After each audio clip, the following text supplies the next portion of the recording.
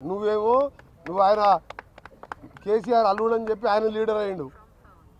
నువ్వేమో కేసీఆర్ కొడుకని లీడర్ అయినావు. మా ఆయన ఏం చేస్తాడు? వ్యవసాయం చేసుకుంటాడు. ఎట్లయినా నేను 5 సార్లు ఎమ్మెల్యేకి ఒకసారి ఎంపీగా నువ్వు నీ ఎందుకు పార్లమెంట్ ఎన్నికల్లో నా కాన్ఫిడెన్స్ నేను ఒక్క గంట కూడా ప్రచారం చేయలే. 60,000 మెజార్టీ వచ్చింది మా రఘువీర్ రెడ్డికి. నువ్వు సిరిసిల్లలో 10,000 కోట్లు అభివృద్ధి చేసుకున్నావు కదా, 6,000 మైనస్ ఎందుకు వచ్చింది? 6,000 బండి సంజయ్కి లీడ్ ఎందుకు వచ్చింది? బీజేపీతో కుమ్మకైనావా లేకపోతే ప్రజలు నీ ముఖం చూడలేక వేరే పార్టీకి ఓటేసినా? అందుకనే నీ కెపాసిటీ కోమటిరెడ్డి వెంకరెడ్డి పేరు తీసుకునే నైతిక హక్కు లేదు. కోమటిరెడ్డి వెంకరెడ్డి అంటే నీతి నిజాయితీకి మారు పేరు. 30 ఏళ్ళలో ఒక్కసారి నా పేరు వచ్చింది. నాది ఎక్కడైనా కబ్జాలు చేసి నువ్వు దోసుకున్నాను.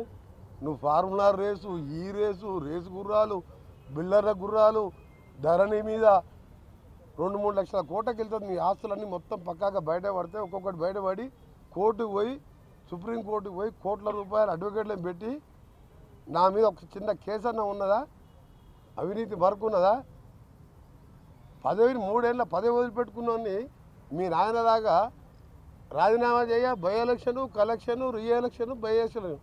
నేను రాజీనామా చేసినంటే మళ్ళీ చెప్పిన, ఆ రోజు చెప్పిన, గవర్నర్ ఇంటి ముందర చెప్పిన, తెలంగాణ రాష్ట్రం వస్తుంది, వచ్చినప్పుడే మంత్రి అయితే అప్పటిదాకా మంత్రి పదవి తీసుకున్నా. అందుకనే ఆ బచ్చగాల గురించి మాట్లాడకు. నేను ఒకటే చెప్తున్నా, కేటీఆర్ నువ్వు మీ బావ కలిసి మీ నాయనని ప్రతిపక్ష నాయకుడిగా వస్తావా రావా నెక్స్ట్ అసెంబ్లీ సెషన్కు బడ్జెట్ సెషన్కి అడుగు. రాకుంటే నువ్వు హరీష్ రావు కొట్టుకుంటారో కత్తులు పెట్టుకొని కొడుచుకుంటారు. నాకు కావాలని ఆయన ఎట్లా వస్తట్టు లేడు.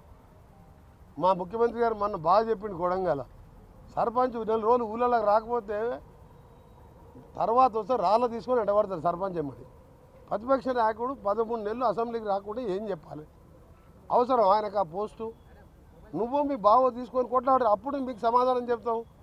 నువ్వు ఎమ్మెల్యేవు, నువ్వు డిప్యూటీ లీడర్ కాదు, నీకు కార్యవర్గం లేదు.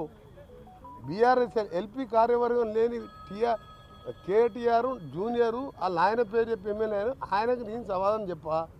కేసీఆర్ బహిరంగ చర్చకు వచ్చి సొరంగ మార్గం ఎందుకు పూర్తి చేయలేదు ఆయన నడవను.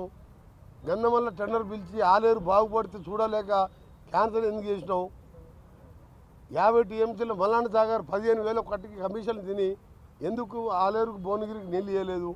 మా మూసి ప్రక్షాళన అప్పుడు చేయలేదు, ఇవాళ మీరు చేస్తారంటే దాన్ని అడ్డుకుంటున్నారు.